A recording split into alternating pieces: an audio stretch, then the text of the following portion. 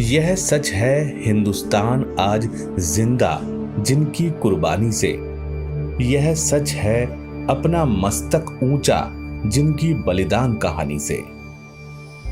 आजादी के अमृत महोत्सव के इस वर्ष में हम स्वतंत्रता संग्राम के नायकों को याद कर रहे हैं। इन्हीं में से एक नायक हैं अमर बलिदानी खुदीराम बोस।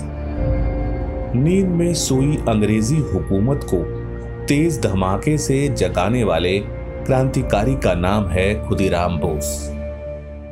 तेज धमाका करके खुदीराम बोस ने अंग्रेजों को जता दिया था ना तो हिंदुस्तान के हाथ कमजोर हैं ना क्रांतिकारियों का हौसला।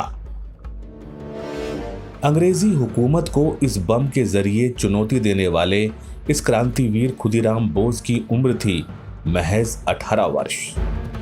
जिस उम्र में जब एक युवा अपने करियर और अपने उज्जवल भविष्य को लेकर परेशान रहता है, उस उम्र में ये महान क्रांतिकारी देश के लिए सूली पर चढ़ गया।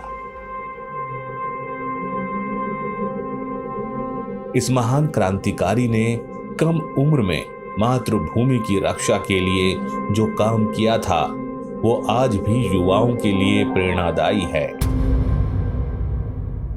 प्रारंभिक जीवन।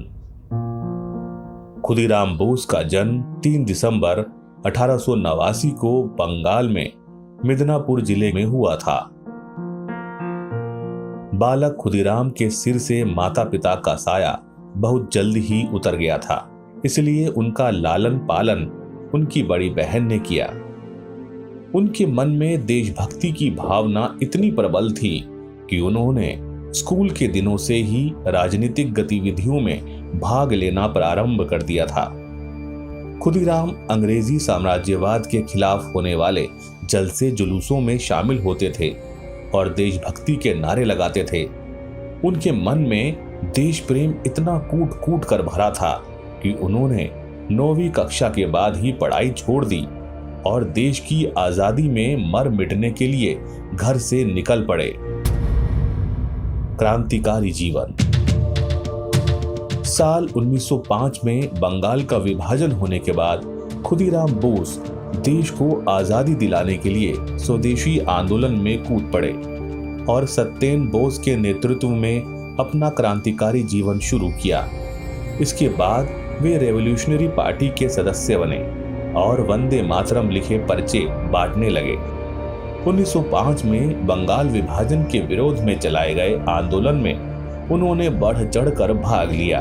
28 फरवरी 1906 को खुदीराम बोस गिरफ्तार कर लिए गए, लेकिन वे कैद से भाग निकले।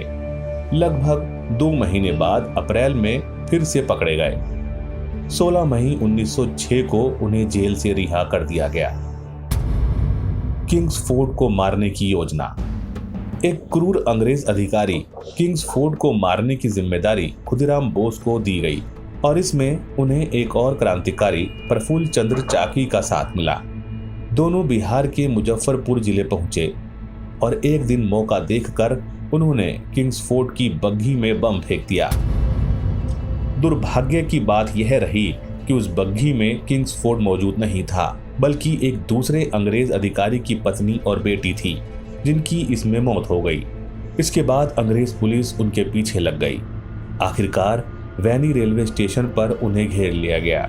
पुलिस से घिरा देख खुदीराम बोस के साथी प्रफुल्ल कुमार चाकी ने तो खुद को गोली मारकर अपना बलिदान दे दिया, लेकिन मौके से खुदीराम बोस को अंग्रेजों की पुलिस ने पकड़ लिया।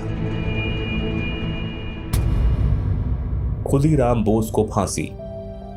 खुदीराम बोस को गिरफ्तार कर मुकदमा चलाया गया और फिर फांसी की सजा सुनाई गई। 11 अगस्त सन 1908 को उन्हें फांसी दे दी गई। उस समय उनकी उम्र मात्र 18 साल 7 महीने और 11 दिन थी। खुदीराम बोस इतने निडर थे कि हाथ में गीता लेकर खुशी खुशी फांसी के तख्ते पर चढ़ गए। खुदीराम की फांसी के बाद जेल के बाहर जमा समर्थकों ने उनकी अंतिम यात्रा निकाली। उस दिन प्रशासन को लोगों पर काबू पाना बेहद मुश्किल हो पा रहा था। खुदीराम की निडरता वीरता और बलिदान ने बंगाल ही नहीं पूरे देश में क्रांति की ज्वाला को और धधका दिया। कई नौजवान अपनी जान की परवाह किए बिना आजादी की जंग में कूद पड़े और उसके कई सालों बाद लगातार प्रयास और अनेक बलिदानों के बाद हमारे देश को स्वतंत्रता मिली। खुदीराम बोस इस आजादी की जंग के अमर नायक हैं, लेकिन दुर्भाग्यवश आज की युवा पीढ़ी इस महान क्रांतिकारी को भूल गई। लेकिन कसूर इनका भी नहीं है, क्योंकि खुदीराम बोस के बारे में कभी पढ़ाया ही नहीं गया, उनकी वीर गाथा के बारे में कभी बताया ही नहीं गया। पंडित नेहरू के टाइपिस्ट इतिहासकारों ने देश के लिए सर्वोच्च बलिदान देने वाले इन क्रांतिकारियों को गुमनामी के अंधेरे में रखा, लेकिन अब यह अंधेरा छट रहा है। आजादी के अमृत महोत्सव की इस सीरीज में देश इन गुमनाम स्वतंत्रता सेनानियों को जान रहा है, उन्हें याद कर रहा है।